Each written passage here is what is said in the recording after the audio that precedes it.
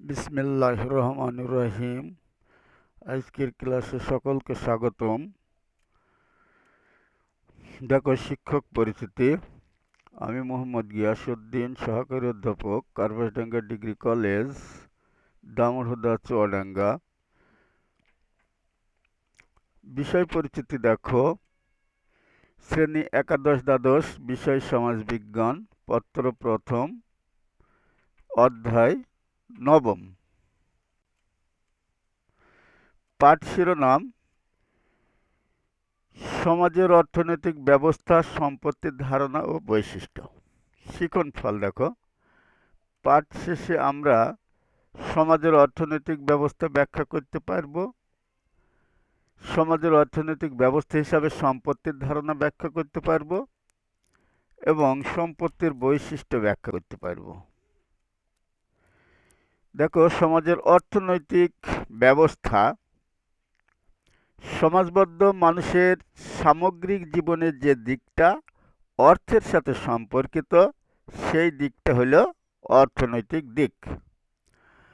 অর্থকে কেন্দ্র করে সমাজে বসবাসকারী মানুষের পারস্পরিক সম্পর্ক, ক্রিয়াকলাপ প্রভৃতি সংক্রান্ত যাবতীয় কর্মকাণ্ডই হচ্ছে অর্থনৈতিক কর্মকাণ্ড। অর্থনৈতিক কর্মকাণ্ড হিসাবে উৎপাদন, বণ্টন, বিনিময়, ভোগ এসব মিলে যে অর্থ ব্যবস্থার সৃষ্টি হয়, সেটাই সমাজের অর্থনৈতিক ব্যবস্থা। উৎপাদন প্রক্রিয়ার সাথে জড়িত থাকে ভূমি, যন্ত্রপাতি ও প্রযুক্তি, পুঁজি, দক্ষতা, কৌশল, আনুষঙ্গিক আরও জিনিসপত্র। এই উৎপাদনের উপায়ের উপর দখল, এর মালিকানা বা নিয়ন্ত্রণ ইত্যাদি সমাজের মানুষের মধ্যে বিভিন্নভাবে থাকে, যাকে উৎপাদনের সামাজিক সম্পর্ক বলা হয়। উৎপাদনের উপায়, কৌশল এবং উৎপাদনের সামাজিক সম্পর্ক একত্রে মিলেই কোনো সমাজের অর্থনৈতিক ব্যবস্থা গড়ে ওঠে। তাহলে আমরা অর্থনৈতিক ব্যবস্থা সম্পর্কে মোটামুটি একটু জানলাম। এখন আমরা আসব অর্থনৈতিক ব্যবস্থার হিসাবে সম্পত্তির ধারণা। তো সম্পত্তির ধারণা দেখি আমরা এখন। মানব সমাজে অর্থনৈতিক ব্যবস্থা হিসাবে সম্পত্তির একটি গুরুত্বপূর্ণ স্থান দখল করে আছে। মানুষের সম্পত্তি অর্জনের আকাঙ্ক্ষা সর্বজনীন। অনেক মনীষীর মতে সম্পত্তি অর্জনের স্পৃহা মানুষের সহজাত প্রবৃত্তিরই অংশ। সম্পত্তি সমাজে মানুষের মর্যাদা নির্ণয়ে বিশেষ ভূমিকা পালন করে। সমাজে বসবাস করতে গিয়ে মানুষ সম্পত্তির প্রয়োজনীয়তা ও গুরুত্ব উপলব্ধি করে। এই কারণে বলা হয় মানবজাতির সম্পত্তি অর্জনের স্পৃহা সামাজিক ও সাংস্কৃতিক জীবনের অভিজ্ঞতারই ফলশ্রুতি। তাহলে সম্পত্তি বলতে কি বোঝায় তা জানার আগে সম্পদ সম্পর্কে আমাদের ধারণা থাকা প্রয়োজন।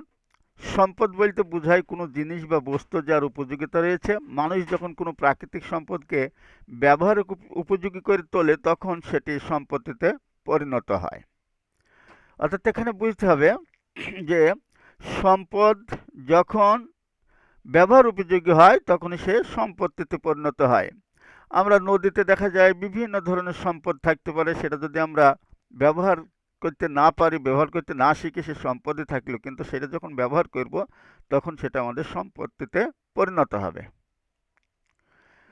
ম্যাকাইভারের মতো সম্পত্তি বলতে কোনো জিনিসের উপর মানুষের নিয়ন্ত্রণ ক্ষমতাকে বোঝায়। এটি এমন এক নিয়ন্ত্রণ যা সমাজ কর্তৃক স্বীকৃত এবং নিয়ন্ত্রণের ক্ষমতা মোটামুটিভাবে স্থায়ী এবং চূড়ান্ত। মরিস গিন্সবার্গ বলেন, সম্পত্তি বলতে বস্তু, বিষয়বস্তু বা ব্যক্তিদের বোঝায় যার উপর ব্যক্তি বা দলের পারস্পরিক সম্পর্ক ও নিয়ন্ত্রণ প্রতিষ্ঠিত হয় এবং এটির জন্য কিছু অধিকার ও বাধ্যবাধকতা তৈরি হয়। সুতরাং সম্পত্তি বলতে বোঝায় এমন কোনো বিষয় বা বস্তু যার উপযোগিতা রয়েছে এবং যার উপর সমাজ কর্তৃক মানুষের অধিকার স্বীকৃত। সম্পত্তি স্থানান্তরযোগ্য হতে পারে এবং মালিকানা হস্তান্তরযোগ্য হতে পারে, আবার সম্পত্তি বস্তুগত অবস্তুগত হতে পারে। তাহলে আমরা এখানে সম্পত্তির দুটি প্রকারভেদ কিন্তু আমরা দেখতে পাই, একটা বস্তুগত সম্পত্তি আর একটা অবস্তুগত সম্পত্তি। বস্তুগত সম্পত্তি কোনগুলা? যেগুলা আমাদের দৃষ্টিতে আমরা দেখতে পাই, স্পর্শ করতে পারি, অর্থাৎ ইন্দ্রিয় গ্রাহ্য এইগুলা। অর্থাৎ আমরা চেয়ার টেবিল এইগুলা দেখতে পাই, এগুলাকে আমরা বলবো বস্তুগত সংস্কৃতি। আর অবস্তুগত সংস্কৃতি কোনগুলা? যেগুলো স্পর্শ করা যায় না, দেখা যায় না, এইগুলা। এগুলা কি হতে পারে? যেমন বুদ্ধিমত্তা, কারো জ্ঞান, তাই না? এগুলোকে আমরা দেখতে পাইনি। এইগুলো হচ্ছে কি অবস্তুগত সম্পত্তি।